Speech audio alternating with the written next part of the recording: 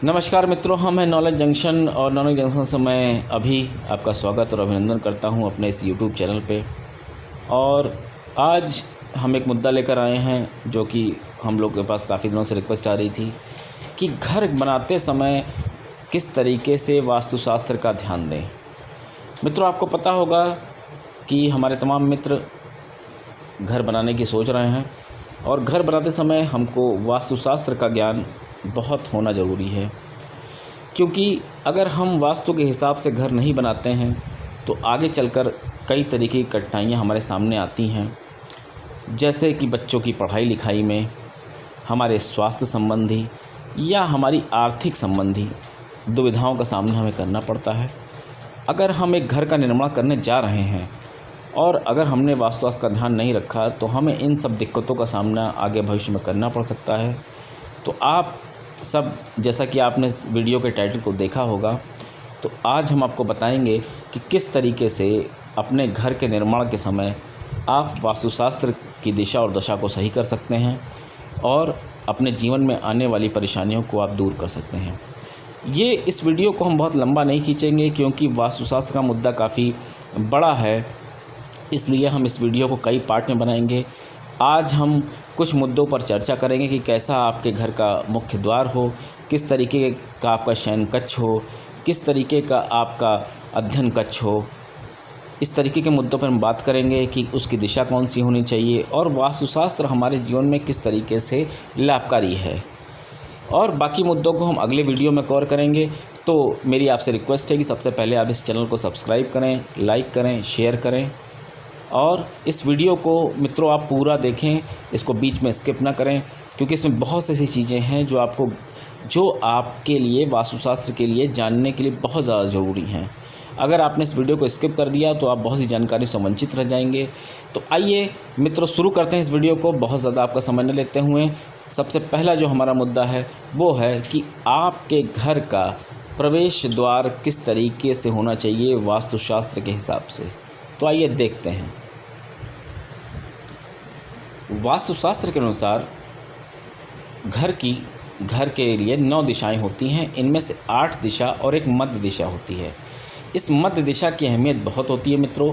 वास्तु के अनुसार घर का यह मध्य स्थान व्यक्ति के जीवन पर गहरा असर करता है। घर की पूर्व दिशा का संबंध बच्चों से होता है। यह दिशा बच्चों के स्वास्थ्य और सोच को प्रभावित करती है। दक्षिण पूर्व दिशा आपके करीबी लोगों से संबंधित होती है। ये वे लोग होते हैं जो हमेशा आपकी सहायता करते हैं। अब आते हैं कि घर का मुख्य द्वार किस तरीके का होना चाहिए। मित्रों, वास्तुशास्त्र के अनुसार घर के मुख्य द्वार के लिए पूर्व दिशा यानी पूर्व दिशा सही है। इस दिशा में मुख्य द्वार होने से घर में समृद्धि आती है।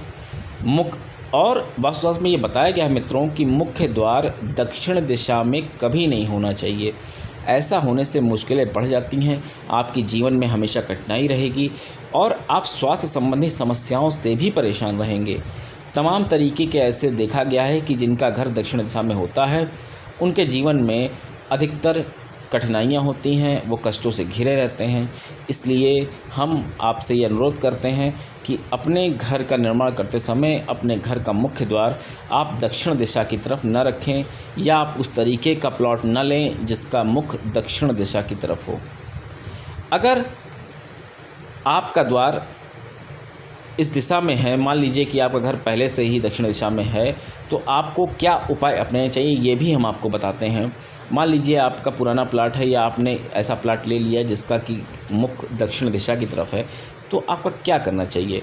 सबसे पहले कि आपको जो आपका मुख्य द्वार दक्षिण दिशा की तरफ है उसकी तरफ आपको अपना गेट ना बना के आपको दक्षिण पूर्व या दक्षिण उत्तर की तरफ उसको कर्व कर देना चाहिए, उसको हल्का सा मोड़ देना चाहिए।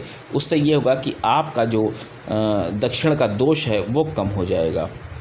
इसके अलावा जो वास्तुशास्त्र में बताया गया है कि मुख्य द्वार के सामने कोई पेड़ नहीं होना चाहिए। मुख्य द्वार के सामने पेड़ होना वास्तु का एक दोष माना जाता है मित्रों।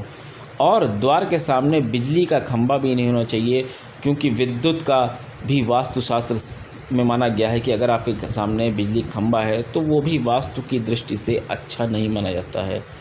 मुख्य द्वार के सामने तिराहा और चौराहा अगर न हो तो वो ज़्यादा उचित है। हालांकि इसको तमाम वास्तुशास्त्री मानते हैं कि ये कोई बहुत बड़ा दोष नहीं है, क्योंकि तमाम ऐसे घर पाए जाते हैं जिनमें तिराहा या चौराहा होता है। लेकिन अगर आप नया प्लाट ख़रीद रहे हैं तो थोड़ा सा आप ये ध्यान रखिए कि आपके मुख्य द्वार के सामने तिराहा और चौराहा नहीं होना चाहिए, क्योंकि वास्तु के हिसाब से ये नकारात्मकता फैलाता है। तो मित्रों, आप ये जान गए हैं कि आपके घर का मुख्य द्वार वास्तुशास्त्र के हिसाब से किस तरीके का होना चाहिए। अब हम अगली बात करेंगे मित्रों कि वास्तुशास्त्र के हिसाब से आपका अध्ययन कक्ष या बच्चों का अध्ययन कक्ष या आपकी लाइब्रेरी जिसको कि आप पढ़ने के लिए उपयोग करते हैं वो किस तरीके से होनी चाहिए, किस दिशा में होनी चाहिए। तो आइए इस पे बात करते हैं। मित्रों, वास्तुशास्त्र के हिसाब से आपका अध्ययन कक्ष जो होना चाहिए उसके लिए उचित दिशाएं वास्तुशास्त्र ने दर्शाई हैं। वो है पूरब, उत्तर, ईशान और पश्चिम। और अध्ययन करते वक्त हमेशा दक्षिण या पश्चिम दीवार से सटकर बैठना चाहिए। अगर आपके घर में छोटे बच्चे हैं और वो अध्ययन करते हैं या बड़े बच्चे हैं तो उनको उनकी पढ़ने की जो दिशा है आप कोशिश करिए कि वो दक्षिण या पश्चिम की दीवार से सटकर बैठें। और अध्ययन के टाइम जो आपका बच्चों का मुख हो वो उत्तर या पूरब दिशा की तरफ होना चाहिए। इसका आप ध्यान रखें, इससे उनके जीवन में सफलता आएगी और वे सफलता को जल्दी से जल्दी प्राप्त करेंगे। और पढ़ते वक्त मुख उत्तर या पूर्व दिशा में होने से एक बहुत बड़ा होता है कि एक सकारात्मक एनर्जी उन बच्चों के पास आएगी और इसी के अनुसार अपने कमरे के फर्नीचर को भी आप एडजस्ट कर सकते हैं। आपके पीठ के पीछे दीवार होना बहुत ज़रूरी है मित्रों, क्योंकि वास्तुशास्त्र कहता है कि अगर आपके पीठ के पीछे एक दीवार होगी अध्ययन के समय तो वो आपको अध्ययन में सहायता करेगी। किताबें रखने के लिए वास्तुशास्त्र के हिसाब से जो अलमारी आप बनवाएंगे मित्रों वो दक्षिणी दीवार या पश्चिमी दीवार पे होना चाहिए।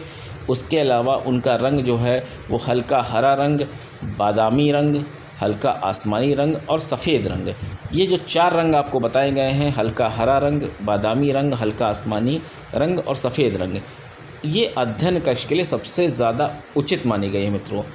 तो इस तरीके से इस जानकारी को पा के आप अपने अध्ययन कक्ष को अच्छी तरीके से आप वास्तुशास्त्र के हिसाब से व्यवस्थित कर सकते हैं। अब आइए मित्रों, अब जानते हैं कि आपका शयन कक्ष किस तरीके का होना चाहिए वास्तुशास्त्र के हिसाब से, क्योंकि हमारा अधिकतर समय अपने शयन कक्ष यानी बेडरूम में गुजरता है। तो हम ये जान लेते हैं कि वास्तुशास्त्र के हिसाब से हमारे बेडरूम की संरचना या उसकी दिशा कैसी होनी चाहिए। बेडरूम या शयन कक्ष मित्रों एक घर की दूसरी सबसे महत्वपूर्ण जगह है पूजा घर के बाद, और शयन कक्ष हमेशा सुकून भरा और शांतिपूर्ण होना चाहिए। अगर शयन कक्ष की जगह सही नहीं है तो आपको नींद अच्छी नहीं आती है। और इसके अलावा जो वास्तुशास्त्र के कुछ नियम हैं इनका अगर आप पालन करते हैं तो आपका जीवन शांतिपूर्ण और सुखमय बनता है। मित्रों, वास्तुशास्त्र के अनुसार घर का जो मास्टर बेडरूम होता है वो हमेशा दक्षिण पश्चिम या उत्तर पश्चिम दिशा में होना चाहिए। ध्यान दीजिए कि जो घर का मास्टर बेडरूम होता है वो हमेशा वास्तुशास्त्र के हिसाब से दक्षिण पश्चिम या उत्तर पश्चिम दिशा में होना चाहिए। और अगर आपके घर में ऊपरी मंजिल है या मान लीजिए आपका घर 1 से 2 मंजिला है तो दक्षिण पश्चिम दिशा सबसे उचित है मास्टर बेडरूम के लिए। अगर आपका घर 2 मंजिल है तो दक्षिण पश्चिम दिशा सबसे परफेक्ट है। और एक बात और वास्तुशास्त्र ने बताया है कि अगर जब आप सोएं अपने बेडरूम में तो आपका सर दीवार से सटा हुआ होना चाहिए, मतलब आपको सपोर्ट मिलना चाहिए। और सोते वक्त आपका पैर दक्षिण और पूर्व दिशा की तरफ न हो, ये आप ध्यान रखें कि आपके सोते वक्त आपका पैर दक्षिण और पूर्व दिशा की तरफ न हो, उत्तर दिशा की तरफ पैर करके आपको कोशिश करना चाहिए कि आप सोएं, क्योंकि उत्तर दिशा की तरफ सोने से आपके समृद्धि आती है और सकारात्मक एनर्जी आती है। ये वास्तुशास्त्र ये हमेशा कहता है। सोते वक्त पश्चिम दिशा की ओर पैर करके आपको नहीं सोना चाहिए। इससे क्या होता है कि आपके शरीर की जो थकान है वो नहीं निकल पाती है और आपको नींद भी अच्छी नहीं आती है। आप जिस बिस्तर पे सोते हैं उसके सामने शीशा नहीं लगाना चाहिए। ये बहुत इम्पॉर्टेंट बात है, आप इसको ध्यान दें कि आप जिस बिस्तर पे सोते हैं उसके सामने कोई भी शीशा नहीं होना चाहिए। और बिस्तर के शयन कक्ष के दरवाजे के सामने भी शीशा नहीं होना चाहिए। और शयन कक्ष की दीवारों को हमेशा हल्के रंगों से ही आपको रंगवाना चाहिए। और आप ये कोशिश करें कि आपके कमरे के जो दरवाजे हैं मित्रों, उनसे किसी तरह की करकराहट की आवाज़ नहीं आना चाहिए। वास्तुशास्त्र एक चीज़ और बताता है इससे आगे बढ़ के कि आपका जो पलंग है मित्रों, आपका जो बेड है वो लकड़ी का होना चाहिए। लोहे के पलंग का इस्तेमाल आपको नहीं करना चाहिए, क्योंकि लोहा नकारात्मकता का प्रतीक होता है और लोहे से बने हुए पलंग वो सही नहीं होते हैं। इसके अलावा शयन कक्ष में फूलों और खुद की तस्वीरें, मतलब आपकी खुद की तस्वीरें, आपके परिवार के लोगों की तस्वीरें भी आपको लगानी चाहिए। इससे क्या होता है कि आपके कमरे में एक प्यार भरा माहौल बना रहता है। तो मित्रों, ये तो जानकारी थी आपके शयन कक्ष से संबंधित। हमें आशा है कि आपको ये जानकारी पसंद आई होगी। हम इस वीडियो को बहुत लंबा नहीं खींचेंगे। हम इस वीडियो के अगले पार्ट में आपको बताएंगे कि आपके घर में पूजा घर किस तरफ होना चाहिए, आपके घर में रसोई घर किस तरफ होना चाहिए, आपके घर में आपका शौचालय किस तरफ होना चाहिए, आपके घर की सीढ़ियाँ किस तरीके से होनी चाहिए, या आपके घर में छत की किस तरीके से आप डिज़ाइन करें, या आप बालकनी किस तरफ से दें। इस तरीके के तमाम मुद्दे हैं जो हम एक वीडियो में कवर नहीं कर सकते हैं। हम ऐसी जानकारियाँ लेकर आते रहेंगे। हमें आशा है कि आपको जानकारियाँ पसंद आई होंगी। इस वीडियो को आप ज़्यादा से ज़्यादा लाइक करें, सब्सक्राइब करें। नीचे आइकन का बटन है, आप उसको करके आप सब्सक्राइब करें, लाइक करें, शेयर करें और अपने विचारों से हमें कमेंट के माध्यम से अवगत कराएं। बहुत बहुत धन्यवाद आपका। आपका दिन शुभ हो, आप सुरक्षित रहें, स्वस्थ रहें। धन्यवाद।